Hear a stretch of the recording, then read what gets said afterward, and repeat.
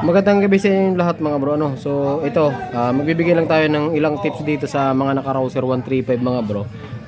So bibigyan ko kayo mga bro ng tips kasi itong Rouser 135 mga bro ay ang isa session nito ay tagasin. So tumatagas dito minsan dito sa base, okay? Minsan dito malinaw. Minsan dito sa base, minsan dito sa center gasket at minsan dito naman sa head gasket. So ito mga bro ay malimit dito sa head gasket mga bro. Kaya bibigyan ko kayo ng tips mga bro kung paano talaga mawawala or paano masusolusyonan yung tagas dito sa Rouser 135. So malimit din minsan yan mga bro sa Rouser 180, 200 at 220. Minsan tagasin talaga siya. Pero mayroong mga solusyon dyan mga bro para mawala yung tagas. Yan yung i-share ko sa inyo. At syempre mga bro, yung mga mahilig sa ganitong video, wag niyo pong kalimutan mag-subscribe yung channel natin para po lagi kayong updated kung mayroon po tayong mga ilalabas na mga panibagong video pagdating dito sa ating mga motor, specifically mga bro sa Rouser 135. Alright.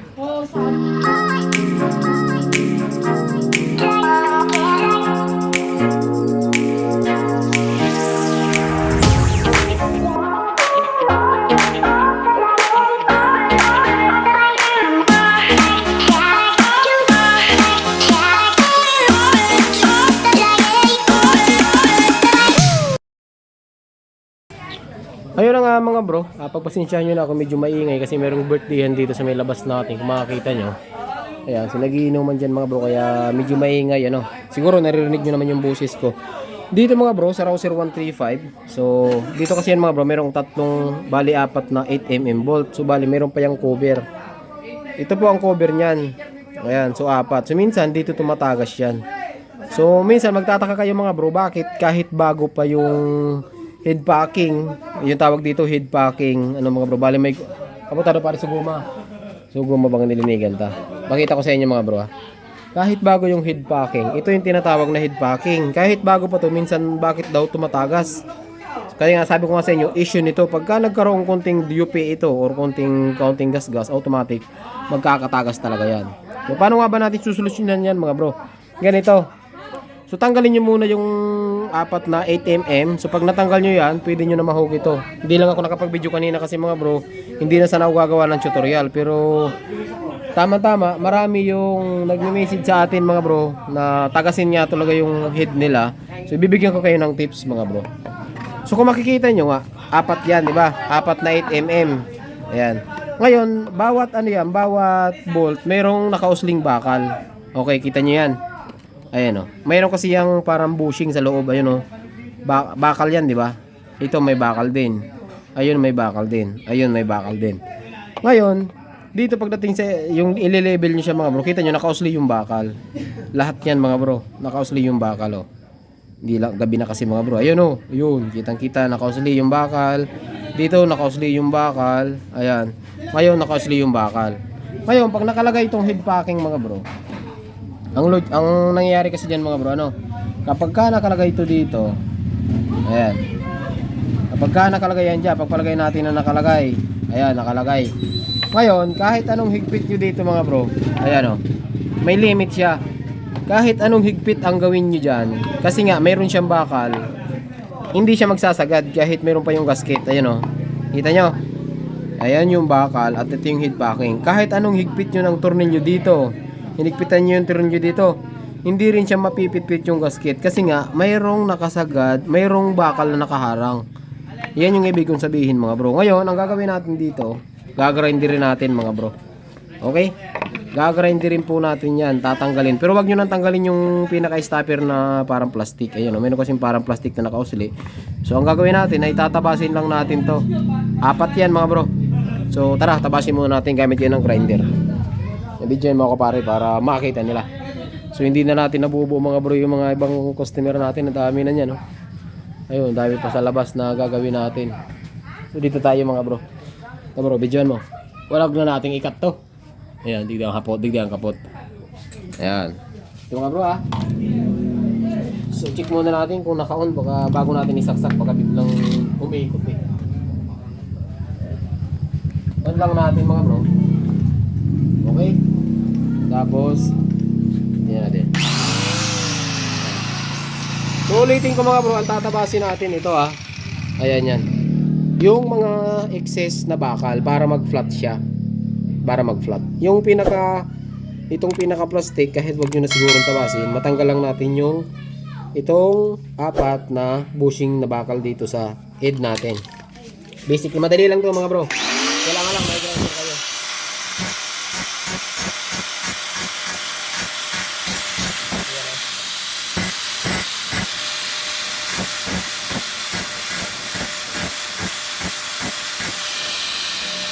Wala na.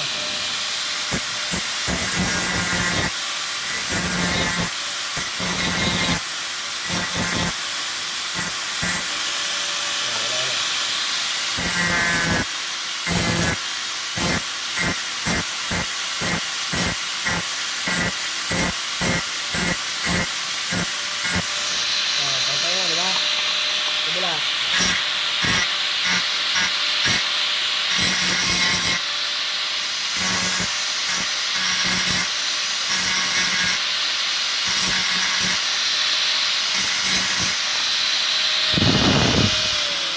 So mga bro, kung makikita nyo, ayan yeah, kung mapapansin nyo, ayan, pantay na sila dito sa, ito hindi pa to.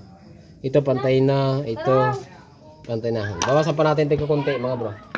Hindi pa pala Pero kung yun lang ang gagawin natin dyan. So tatabasan lang natin para magpantay siya dun sa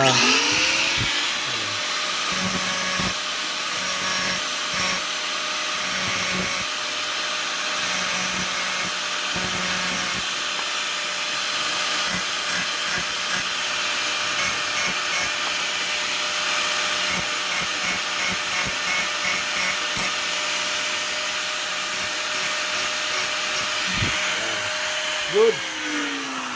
All good siya, ano bro? Simple na yan. O syempre, punasan natin. Tapos, lagyan na natin mga bro ng kasi luma yung head packing natin. Bali, susolusyonan lang natin. Luma yung head packing natin. Lagyan natin ng gasket maker. So, kabit na natin muna. Bako, yun. Yan mga bro So, gamit lang tayo ng ito, Beta Gray. Yan, ang gagawin natin, isisild na natin yung head packing mga bro. Yan, kasi nga luma na rin tong head packing natin. Yan, luma na rin yan. Lagyan na natin tong kahit konti. Ito yung ipapasok natin dun sa loob. Yan, kahit konti lang muna mga bro. Kahit yung labas lang. Kasi nakapasok naman to sa loob Tira lang tayo ng konti. Kasi konti na lang yung natin. Konti na lang yung Beta Gray. Yan Yan mga bro, konti lang, kahit huwag nyo damihan. Damihan natin dun sa may labas. Itong loob, kahit konti lang. Sureball na yan. Yan. Ito mga bro, ay issue talaga to ng Rouser, Yung kung may 135 kayo, ito talagang isa sa mga issue niya. Pero may solusyon naman tayo dyan. Gaya nito mga bro. Solusyonan natin to ng malapit. Yan. Pagkataas niyan mga bro, diba? Nalagyan nyo na. Kahit yung labas lang, huwag na yung loob. Kasi nakapasok naman to sa lagay nyo lang dito yan. Yan. Yan, lagay nyo lang dyan. Diba? Yan lang mga bro. Yan. Lagay natin. Diba? So pagkalagay nyo yan, punasan ulit natin dito. Yan. Lalagyan din natin tong labas mga bro. Yan, sureball na yan. Pagka ginawa nyo ito mga bro, sureball yan na wala ng tagas. Yan. Kasi ang mangyayari dyan, napit-pit na dito. Tapos nakasealed pa ng nakasealed pa ng Beta Gray. Sureball yan. Pero wag nyo naman damihan mga bro. Kasi pagka napadami yan, tapos nakapasok sa makina, mangyayari, baka magbara sa mga oil pump. Yung nagawa natin na taga kumakabling, ganun ang nangyari sa makina niya. Ang daming nilagay na ganito, kinain ng langis, sumama sa pagbaba. Nagbara siya sa mga oil passage. Kaya nangyari, nawala ng supply yung head. Ang nangyari, nasira yung ating rocker arm tsaka yung cams. So gastos na malaki. Ang ganito lang mga bro, kunti lang yan Hindi naman masyado madami yan, hindi naman kaunti. Kasi ang gagawin natin, pati yung dun sa makina, lalagyan natin, papatuyuin muna natin ito mga bro. Huwag natin siyang ikakabit na basang-basa. Ayan Diba? Yan, ganyan ang ibig sabihin. Pagkatapos niyan, linisan nyo yung loob. Tanggalin nyo yung loob. Yan, tanggalin natin yung loob. Yan, ganyan ha. Tapos mamaya, pupunasan natin ito ng basang gasolina. So habang, ano dyan mga bro, dito muna tayo sa makina. Ayan mga bro, so pagkatapos natin dun sa may gas, ay sa may head packing, dito naman tayo sa makina. Dito mga bro sa makina, mas maganda, punasan nyo muna siya ng gasolina para matuyo. Kasi pagka nilagyan nyo yan ng, ano, itong beta gray, o yung gasket maker, pag nilagyan nyo na basa ng langis yan, hindi kakapit yung beta green na maganda. Kasi nga madulas yung langis, tapos nilagyan nyo, hindi siya kakapit. Ito mga bro, punasan nyo muna siya ng gasolina para matuyo. Tapos punasan nyo yung malinis na basahan. Saka natin lalagyan. Ayan mga bro. Yan. Ito mga bro, pagka ginawa nyo, sure bull yan. 100% yan, walang tagas ito mga bro.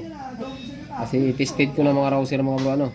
Ito talaga yung pinaka-solution dito. Ayun, kahit bago yung langis mga bro, ay bago yung head packing nyo, lagyan nyo pa rin ng ganito kung gusto nyo isang gawaan. Pero mga bro, meron din mga head packing na kahit walang beta gray, walang tagas. Meron talaga. Pero isa sa mga unang bumibigay dito sa rouser, marami nagpapagawa sa akin, tagasin talaga yung ito. Ayan, ito talaga may mga tagas. So doon naman tayo sa kabila. Kabila, doon tayo boy. Ayan. Mga bro, ay surbol na yan. Ito eh. Dito mga kinagan dati Yan o.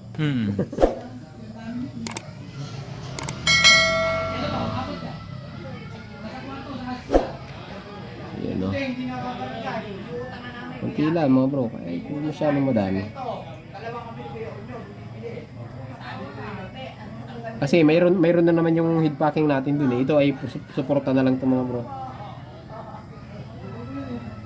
Kasi pag natuyo to, aba, tungo na ito.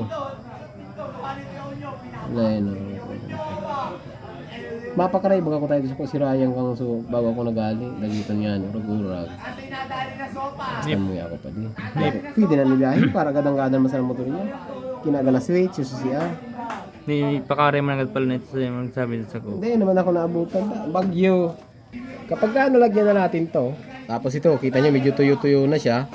So kita niyo mga bro wala siyang nakalagay sa ilalim So iwasan niyo yung nakapasok sa ilalim yung mga gasket maker kasi pag kinain ng langis siya, pasok sa mga mga oil passage. Dito mga bro, ibabalik na natin to. Pwede naman tong idaan doon sa kabila, pwede naman dito. Kaya pwede natin idaan doon sa kabila, o try natin. Pasok niyo lang. O pwede naman dito mga bro. Ayan.